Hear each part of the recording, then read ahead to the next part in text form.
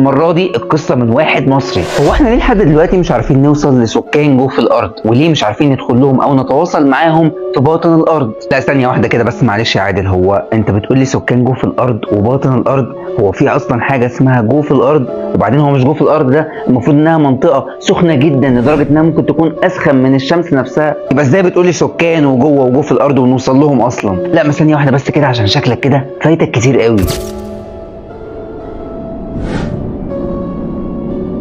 في كتاب اسمه إله الضباب. الكتاب ده لواحد اسمه يانسن أولاف، وكان بيحكي يانسن ساعتها ان هو كان في رحله بحريه مع والده، وكان دايما بيطلع رحلات بحريه معاه عشان يكتشفوا حاجات جديده ويصطادوا. والرحله البحريه دي كانت في اتجاه القطب، وكانوا بيستكشفوا القطب هناك وبيشوفوا ايه الاماكن اللي موجوده هناك ما شافوهاش عشان يكتشفوا طرق جديده للصيد في اماكن جديده. بس هما ماشيين في الرحله دي لقوا نفسهم دخلوا في وسط جبال جليديه كتير، فضلوا ماشيين ومكملين لحد ما وصلوا لمكان غريب جدا. بيحكي يانسن وقتها ان هو كان ماشي وفجاه لقى الشمس موجوده في وسط السماء، بس درجه حراره الشمس ما كانتش سخنه وما كانتش مسيحه الجبال الجليديه اللي حواليهم، وكانت درجه الحراره قليله جدا. والاغرب من كده انه كان في نجم واحد موجود في السماء، والميه اللي هم كانوا ماشيين فيها بالسفينه فجاه لقوها عباره عن نصين، نص ميه مالحه فوقيها ميه عذبه، وفي فاصل ما بينهم باين. حاولوا يوصلوا لاي مكان لكن للاسف هم كانوا تايهين، وكان في مشكله اكبر بالنسبه لهم ان البوصله بتاعتهم واقفه ومش بتتحرك تماما. وفي وسط الاحداث دي حاولوا يطلعوا من اللي هم فيه لكن ما عرفوش، وفضلوا ماشيين في طريقهم لحد ما لقوا شط. اول ما لقوا الشط ده لقوا عليه كائنات عملاقه وشكلها غريب جدا، وعمرهم ما شافوا حاجه زيها قبل كده. وساعتها ادركوا ان هم فعلا ما بقوش موجودين على كوكب الارض، وان هم غالبا وصلوا لمنطقه سكان جوه في الارض.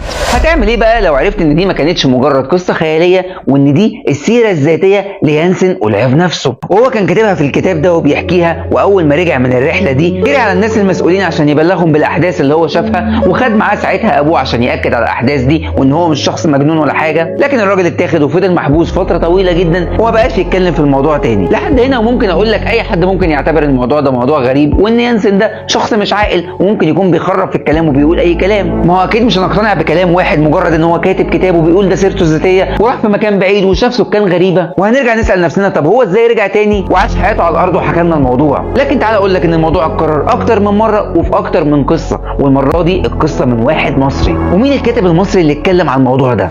المره دي القصه اتذكرت في كتاب للكاتب الشهير أنيس منصور، كتاب اسمه الذين هبطوا من السماء، صفحه 94 و95 تحديدا. في الجزئيه دي كان بيتكلم الكاتب عن قصه لراجل هندي. الراجل ده طلع فجاه من العدم وما كانش حد يعرفه، كان مسمي نفسه الامير وبيقول ان هو ليه حياه كامله تحت الارض، وان ليه سكان واهل ومش موجودين معانا على الكوكب، وعندهم علم وتكنولوجيا متقدمين اكتر مننا بكتير جدا، ومركزين جدا في علم الكواكب وازاي ان هم يقدروا يخلوا الانسان يتعامل مع بقيه الكواكب كلها. لكن الموضوع كان غريب جدا لان الراجل ده طلع وقال ان هو عايز يتكلم مع شخصيه معينه يبدا يحكي لها عن حاجات هتحصل في الكوكب، وان هم عايزين يوصلوا رسائل معينه لينا، بس اهتمامهم الاكبر بالعلم الروحي وان هم يتقدموا اكتر في التكنولوجيا وعندهم ثقافات كتير جدا اكتر مننا. وقال على نفسه ان مدينته تحت هضبه التبت. وطبعا الصحافه اهتمت بالموضوع جدا وبداوا يستضيفوه ويتكلموا معاه كتير، والراجل ده كان موجود، وبداوا يسالوه في معادلات حسابيه صعبه جدا وكان بيجاوبها كويس جدا، واكتشفوا بالصدفه ان الراجل ده بيتكلم اكتر من 20 لغه. الله، طب الثقافه دي كلها جت منين؟ بدات الصحافه فعلا تهتم بالموضوع جدا وفضلت فتره مهتميه بيه لحد ما الراجل ده اختفى تماما ومحدش سمع عنه حاجه بعد كده.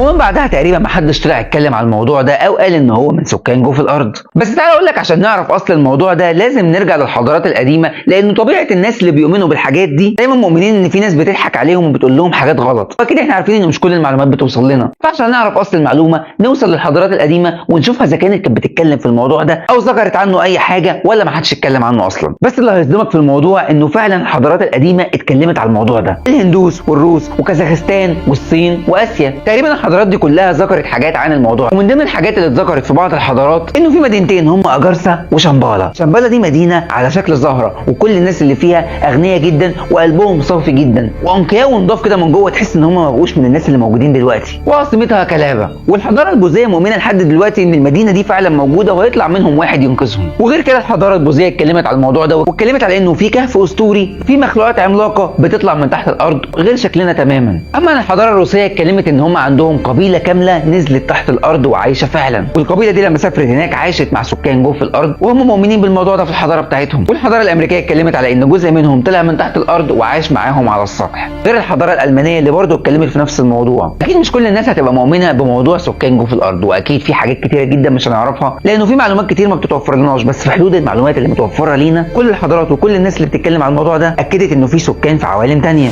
انا عادل مجدي، شير كتير جدا للموضوع ده عشان نعرف اراء الناس، فعلا الموضوع ده حقيقي ولا لا؟ واكتب لي رايك في كومنت لو انت مؤمن بالموضوع ده او معتقد انه موجود ولا ما تعتقدش ان في سكان تاني موجودين غيرنا.